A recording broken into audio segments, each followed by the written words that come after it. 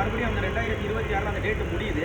அதனால தான் இந்த அனைத்து கட்சி கூட்டம்ங்கிறது போடுறோம். இது மக்களை பயமுறுத்துறது. அது இவ்வளோ நேரம் ரூம் போட்டு யோசிச்சு இன்னைக்கு தான் கண்டுபிடிச்சாங்களாண்ணே? நான் முதல்ல வந்து 10 நாள் அந்த கேள்வியை கேட்டுட்டு இருக்கேன். ரூம் போட்டு இன்னைக்கு தான் தமிழக அரசு கண்டுபிடிச்சதா? ஓ, இதனால தான் அனைத்து கட்சி கூட்டம் நடத்துகிறோம் இன்னைக்கு தான் கண்டுபிடிச்சாங்களா? நீங்கள் அனைத்து கட்சி கூட்டம் எப்போ நடத்தணும்? 2026 காலக்கெடு முடியும் பொழுது எங்களுடைய கடமை மக்கள் முன்னாடி நாங்கள் சொல்லுவோம். எப்படி இந்த பாராளுமன்ற வரைமுறை இருக்கும், தொகுதி வரைமுறை எப்படி இருக்கும், எத்தனை சீட் அதிகமாகும் சொல்வது எங்களுடைய கடமை.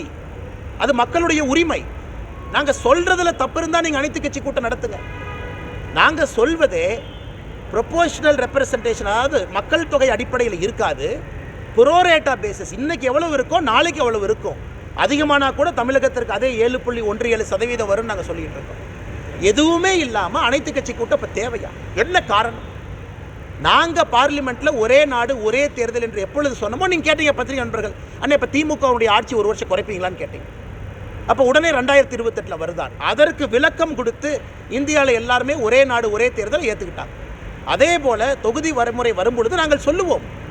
நீங்களாக கற்பனை பண்ணி அந்த கற்பனை குதிரைகளை அவிழ்த்து விட்டு இல்லை 39 வந்து 8 குறைஞ்சிரும் 31 நீங்களாக சொல்கிறீங்க.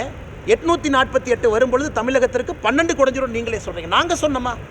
நாங்கள் சொன்னது புரோரேட்டா அப்படிங்கிற வார்த்தையை பயன்படுத்தியிருக்கோம். என் பக்கத்து மாநிலத்தில் அண்ணன் சந்திரபாபு நாயுடு அவர்கள் என்ன சொல்கிறாரு? என்னையா 3 மொழி? என் ஊரில் குழந்தைகள் 10 மொழி படிக்கணுங்கிறார். இன்னைக்கு காலையில் பார்த்தீங்களான்னு தெரியல, சந்திரபாபு நாயுடு சொல்கிறாரு அதென்ன 1 மொழி 2 மொழி படிக்கிறது, 10 மொழி படிக்கணும். ஆந்திராவில் ஆங்கில மொழியிலிருந்து தாய்மொழி தெலுங்குல கற்றல் மொழியாக இருக்கும். உலக மொழிகள் நான் கற்றுக் கொடுக்குறேன். அவங்க வந்து அதனால தான் சத்திய நடையிலிருந்து பாருங்கள், உலகத்தில் இன்னைக்கு ஆந்திர பிரதேசில் இருக்கிறவங்க எந்த அளவுக்கு சாதித்து காட்டி கொண்டிருக்கின்றார்கள் தமிழர்களை போல. இன்னைக்கு ஒரு ஜென்ரேஷன் ஆஃப் தமிழ் நம்ம ஊர் விட்டு வெளியே போயிட்டாங்க. சான் பிரான்சிஸ்கோவில் பே ஏரியாவில் ஆதிக்கம் செலுத்தி கொண்டிருக்கின்றாங்க. அடுத்து ஆந்திராக்காரன் அந்த இடத்தை பிடிப்பான். ஏன்னா தொலைநோக்கு பார்வையோடு சென்று கொண்டிருக்கின்றாங்க. நாம் இன்னைக்கு இருந்து பழைய பஞ்சாங்கத்தை பேசி கொண்டிருக்கின்றோம். எப்படி நம்ம உலகத்தை ஆளுவோம்? இதெல்லாம் முதலமைச்சர் பார்க்கணும். ஆந்திர பிரதேசனுடைய முதலமைச்சர் தைரியமாக சொல்கிறார்.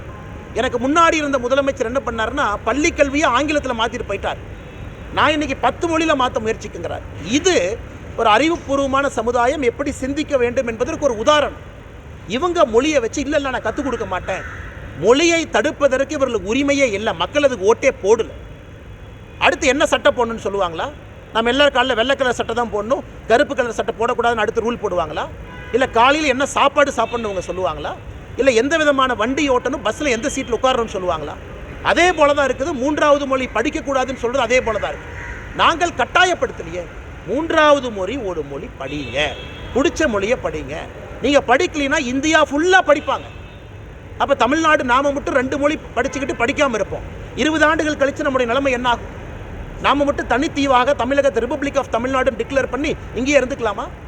பக்கத்தில் ஆந்திராவில் 10 மொழி என்று பேசி கொண்டிருக்கின்றார்கள். இந்த மாதிரி ஏன் ஆக்கப்பூர்வமான அரசியலை மாண்புமிகு முதலமைச்சர் ஐயா மு.க. ஸ்டாலின் அவங்க எடுக்க மாட்டாங்கன்னு எனக்கு புரியலைங்க. இது ஒரு செல்ஃப் டிஃபீட்டிங் கோல். திருமாவளவன் அவர்கள் சிபிஎஸ்இ ஸ்கூல் நடத்திட்டு அண்ணன் முதல்ல கேள்வி கேட்டீங்க, இன்னைக்கு பதில் சொல்கிறார். இந்த மாதிரி அக்கா கனிமொழி அவர்களுடைய மகன் சிங்கப்பூர் சிட்டிசன். கனிமொழி கருணாநிதி அக்காவுடைய பையன் சிங்கப்பூர் சிட்டிசன். உலகத்தரம் வாய்ந்த நாட்டில் அவர் படிச்சுட்டு இருக்கார். சிங்கப்பூர் சிட்டிசனாக இருக்கக்கூடிய கனிமொழி அக்காவுடைய மகன்கிட்ட போய் நீங்கள் தமிழ் மட்டும்தான் படிக்கணும்னு கேட்பீங்களா?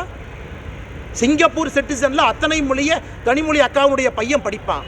ஆனால் அக்கா மட்டும் மைக் எடுத்து இல்லை தமிழ்நாட்டில் குழந்தைகள் 2 மொழி தான் அப்படி பேசுகிற அக்கா ஏன் கனிமொழி அக்காவுடைய பையனை வந்து கவர்மெண்ட் ஸ்கூலில் சேர்த்து 2 மொழி படித்து வைக்கல? இன்றைக்கி மொழியை பற்றி அவ்வளோ பேசுகிறாங்களே. நாங்கள் பெரியாருடைய பேத்தின்னு சொல்கிறாங்களே, கலைஞர் கருணாநிதி அவருடைய மகள்னு சொல்கிறாங்களே.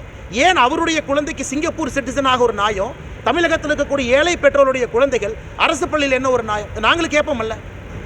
பள்ளிக்கல்வித்துறை அமைச்சர் என் பையன்கிட்ட சொன்னா, அப்பா 7வதுல உன்னை ட்ரை பண்ணி பார்க்குறேன், ஃப்ரெஞ்சு படிப்பான்னு நான் சொன்னேன்.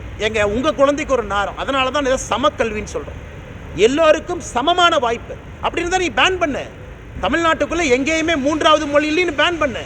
ப்ரைவேட் ஸ்கூலை பேன் பண்ணு, சிபிஎஸ்சியை பேன் பண்ணு, உள்ளே விடாத. எதுக்கு நீ 2 விதமான மக்களை உருவாக்குற? அதான் எங்களுடைய அடிப்படை கேள்வி. 2 விதமான மக்களை எதற்காக உருவாக்கின்றாய் என்பதை அடிப்படையில் கேட்குறோம். 2 விதமான சமுதாயத்தை நம்ம உருவாக்குறோமா? அதற்கு மாநில அரசிட்ட பதில் இல்லை. சம்பந்தம் இல்லாமல் திருப்பி கொண்டு போய் தொகுதி மறுசீரமைப்பு என்று பேசிக் கொண்டிருக்கின்றார்.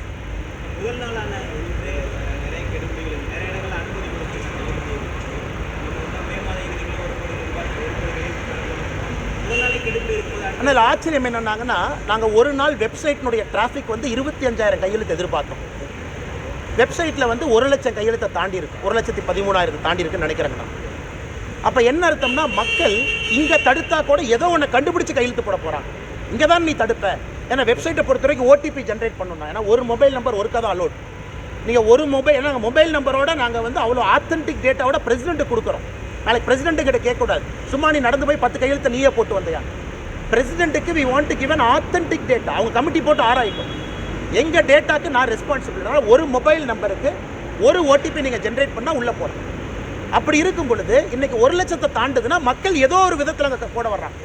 ஏன்னா அந்த மொழி வெப்சைட்டை பொறுத்த வரைக்கும் 6 மொழி இருக்குது. அது தமிழில் தான் ஓப்பன் ஆகும். உங்களுக்கு வேண்டும் என்றால் தெலுங்கு, மலையாளம், கன்னடத்துக்கு மாற்றிக்கலாம். ஸோ எல்லோரும் அதை அக்சஸ் பண்ணுறதுக்கு வழிவகை செஞ்சுருக்கிறோம். ஆங்கிலத்தில் இருக்குது. அதனால் என்னை பொறுத்தவரை இவங்க என்ன கெடுபிடி போட்டாலும் 1 கோடி என்கின்ற இலக்கை நிச்சயமாக பாரதிய ஜனதா கட்சி நாங்கள் அடைந்தே தீர்வோம். சார், தென் மாநிலங்களுக்கான பிரதிநிதித்துவம் வெகுவாக குறையும் ஆபத்துன்னு விஜய் அவர்கள் கூறியிருக்காரு. இப்படி தினந்தோறும் வந்து அறிக்கை வெளியிட்டிருக்காரு. எப்படி பார்க்குறீங்க ஷூட்டிங்? ஆனால் நேற்று நான் பதில் சொன்னேனே, ஷூட்டிங் ஸ்பாட்லேருந்து யாரோ எழுதி கொண்டே கொடுக்குறாங்க. அப்புறம் யாரோ ஒருத்தர் வர்றாங்க. அப்புறம் விஜய் கட்சி சார்பாக வந்தவர் 543 எம்பின்னு அவருக்கு தெரியல. அவர் ஏதோ ஒரு நம்பரை சொல்கிறாரு. அப்புறம் பத்திரிகையாளர் நம்பர் நீங்கள் சொல்கிறீங்க அண்ணே அது 500 சில்லறை இல்லைண்ணே, அது 543 சொன்னோடனே அந்த விஜய் கட்சி சார்பாக வந்தவர் அப்புறம் 543ங்கிறாரு. இன்னொரு தலைவர் வந்து 453 பேசியே முடிச்சிட்டார் 5 நிமிஷம். அவர் பேசி முடித்ததுக்கப்புறம் நீங்களாம் கூப்பிட்டானே அது 453 இல்லைண்ணே 543. நேற்று அனைத்து கட்சி கூட்டத்தில் வந்து சில தலைவர்களுக்கு இந்தியாவில் எத்தனை எம்பிக்கள் இருக்காங்கன்னே தெரியல. அன்னைக்கு சாயந்தரம் தான் அந்த பத்திரிகையாளர் சந்திப்பு அவங்க பண்ணதெல்லாம் பார்த்து எனக்கே ஆச்சரியம். ஏங்க 543 பேர் எம்பிக்களாக இருக்காங்கன்னு தெரியாமையே சில கட்சி வந்து அனைத்து கட்சி கூட்டத்தில் வந்து வடபஜ்ஜி போண்டா சாப்பிட்டு டீ குடித்து மோடிஜியை திட்டதெல்லாம் திட்டிட்டு பிஜேபியை திட்டதெல்லாம் திட்டிட்டு கிளம்பி வீட்டுக்கும் போயிட்டாங்க. இதுதான் அனைத்து கட்சி கூட்டத்தினுடைய லட்சணம். இதானுங்கண்ணா, வேறு எப்படிங்க நான் சொல்கிறது? சார், ஆனந்தமடன் இணையத்தை முடக்கியது வந்து இப்போ நீக்க கோரி உத்தரவிட்டிருக்காங்க. கார்ட்டூன் நீக்க சொல்லியிருக்காங்கல்ல ஜட்ஜ்மெண்ட். அதாவது கருத்து சுதந்திரத்துக்கு மாண்புமிகு சென்னை உயர்நீதிமன்றம் அவங்க போட்டிருக்கிற கார்ட்டூன் சரி என்று சொல்லலை, கார்ட்டூனை நீக்கணும்.